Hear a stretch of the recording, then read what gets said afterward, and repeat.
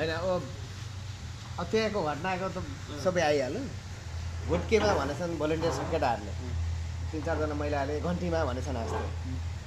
अनि उनीहरूले अश्लील बोलेर माझी अमला देखाएछन् कि माझी अमला देखाएपछि महिलाहरूले हामीलाई किन दुर्व्यवहार गर्नुहुन्छ भनेर त्यो 3-4 जना महिलाहरू ग्रुप उफ्रिए। उफ्रिसकेपछि त्यो भोलिन्टियर्सका केटाहरू अझै ग्रुप लागेर तिनीहरूलाई धाकधम्की दिन चाहिँ ओर्लेपछि अब यहाँ त अब कुनै हुनै हुन्छ जस्तो नि, अब त्यहाँ महिलाहरू माथि हुनसक्छ भनेर म अगाडि थिएँ अनि म झरेर भिडियो खिच्छु ल भने मैले रोइदिएँ। हुन्छ भन्नु उहाँले। अनि त्यो हातमा रातोपट्टिको बुमै थियो, बुम त थियो, बुम बोकेर झर्न खोजेको, बुम नलानु भन्नुभयो उहाँले। बुम लगिसकेपछि झन् यो पत्रकार भनेर अझै एट्याक हुनसक्छ भनेर उहाँले भन्नुभयो। त्यो पोजिटिभ थिङ्सले भन्नु उहाँले। अनि मैले बुम गाडीमै राखेर मोबाइलबाट तल खिचेँ। आधा मिनट 1 मिनट जति खिचेको छु होला त्यो मोबाइलमा भिडियो, त्यो 2जनाको त्यो झगडा चर्काचर्कीको। अनि त्यसपछि त्यो भोलिन्टियर्सको त्यो साथी त्यो केटा आएर त कोस् भन्यो, म पत्रकार हो कार्ड देखा भन्यो, मेरो गाडीमा छ कार्ड भन्यो। गाडीमा यही अगाडि कि रातो गाडी हो। अब रातो गाडी चाहिँ के भयो भने हाम्रो रातोपट्टिको गाडी छ, अब त्यहाँ जाम भयो। म झरिसकेपछि उहाँहरू साइड लगाउन अलिकति अलि अगाडि 3-4वटा गाडी अगाडि जानुभयो। ओली पनि 2 घर मास्तिर त्यही कार्यक्रममा भलाकोसारी गरिराखेको थियो होइन। अनि उहाँहरू अगाडि चाहिँ मेरो रातोपाटीमा गाडी कार्ड छ भन्यो, कार्डहरू छ भन्यो। अब कार्ड छ तेरो यहाँ आइज भन्यो। अनि गाडीमा हालेलाई गाडीमा हाल भन्दै लिएर गयो, मलाई बोकेर लिएर गयो उनीहरूकै गाडीमा। गाडीमा हाल भनेर लिएर गयो। लिएर गइसकेपछि म पत्रकार हो भन्ने यो गरेँ, मलाई त लिएर गइहालेँ। त्यसपछि त हान्न थालेँ कि पछाडि 2-3वटा गाडी पछाडि लगेर होइन गाडी पनि भित्र हालेर बाहिर नबसाउँदै बाहिरी झ्याम हाने क्या, हान्न थालेँ एट्याक गरेँ। अब म लडेँ, त्यहीँ आएर त्यो बुटले हान्न थालेँ। त्यो त बाँसर केटाहरू रहेछ नि त। अनि झ्याम हानिसकेपछि अब मैले दाई भने कराएँ। त्यहाँ अब रोइ दाईलाई मैले मेमोरीमा गरेँ, दाई भने उहाँले सुन्नु भएन, कोही पनि आएन। अनि 1-2 मिनट जति त्यो खालको चाहिँ 1-2 मिनट त्यो इभेन्टमा 2 मिनट भनेको धेरै टाइम हो होइन, धेरै हाने। अनि त्यसपछि त्यहाँका केही सिभिलियन मान्छेहरू जस्ता थिए, जस्ता एमालेकै कार्यकर्ता तर अलिक सिभिलियन अन ड्रेसमा थियो, अफ ड्रेसमा अनि आउट ड्रेसमा थियो। अनि उनीहरूले मलाई पक्रेर हिँड तेरो गाडी कहाँ छ भन्यो। मेरो गाडी अगाडि छ, लु हिँड गाडी भनेर मलाई गाडीमा लिएर गयो। अनि त्यही बिचमा तेरो मोबाइलले साला भिडियो डिलिट गर भन्यो।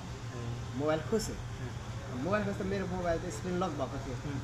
अनि स्क्रिन खोल्न खोजेँ, लक भयो। अनि उनले के भन्यो भने मोबाइल भुइँमा पछार, मोबाइल फुट्यो। अनि मेरो चस्मा पनि उछुटेको थियो, मेरो चस्मा त्यहाँ छ, मलाई चस्मा चिनिदिनु भन्यो। म आँखा देख्दिनँ राम्रो।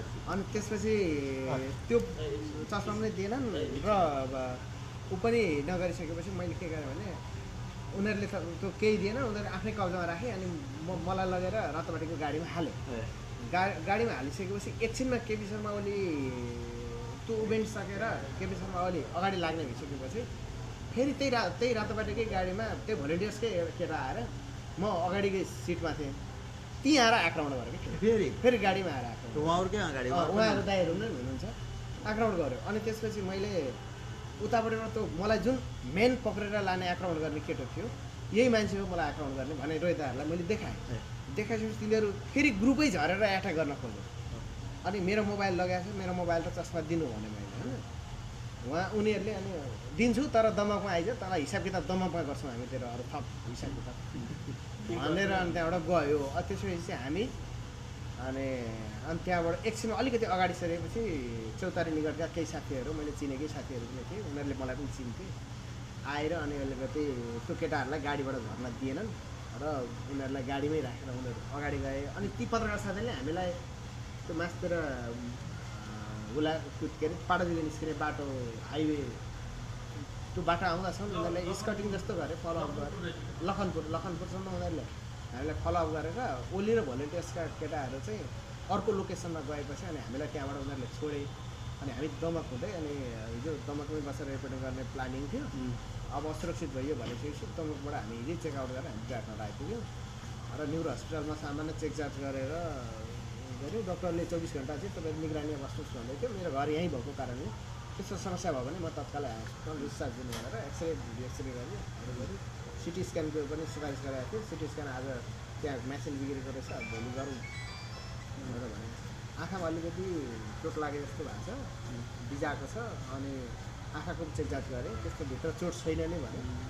र एक्सरेमा पनि सामान्य मांसपेशीमा दर्खरिएको हो, स्वेलिङ भएको हो, अरू खास भित्री चोट छैन भन्ने नै आयो। त्यस कारण म अहिले चाहिँ ठिक छु। बडी चाहिँ मुखमै बढी भयो मुखमा हाने, ध्यानमा टाउकोमा हाने, टुटुलको छ, यहाँ दुखिरहेछ, सुत्दाखेरि पनि दुखे, यता टुटुलको छ। औषधि खाइरहेको छु, एन्टिबायोटिक दिएको छ डक्टरले, औषधि खाइरहेको छु, त्यो मालिस गर्ने मलम पनि दिएको छ। त्यो लागेको कारणले अलिक कम भएको होला, नभए दुख्ने चाहिँ त्यसो भए त तपाईँहरू खस्नुभयो, हामी जोगिएछौँ जस्तो लाग्यो। पछि बेलुका सुन्दा चाहिँ मलाई चाहिँ के लाग्यो भने नि, जस्तो केपी शर्मा ओलीसँग अब हामी रिपोर्टिङ गर्न जाँदाखेरि उहाँकै अभियानमा मैले जस्ट 5 मिनट अगाडि तपाईँले जहाँ अन्तर्वार्ता लिनुभयो त्यो चोकको नाम के भयो?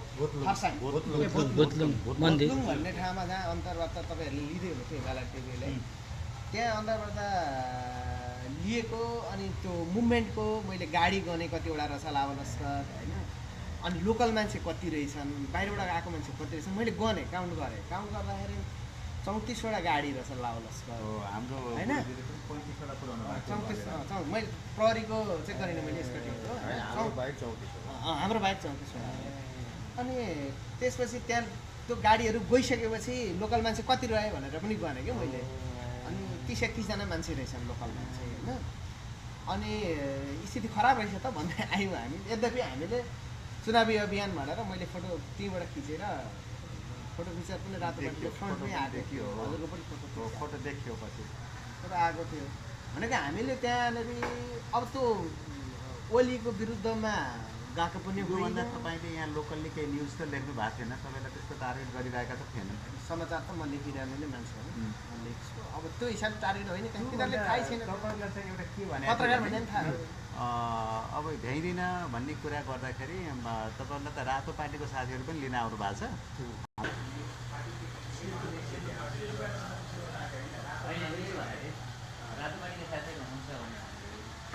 रातो पार्टीले ढिलो कुरा गर्छ, के भने रातो पार्टीलाई नै भने हामीले एभोइड गर्न सक्छौँ भन्ने कुन बाटो राख्दैन। रातो पार्टीसँग चाहिँ इम्प्रेसन त्यहाँ राम्रो रहेनछ त कार्यकर्तामा होइन।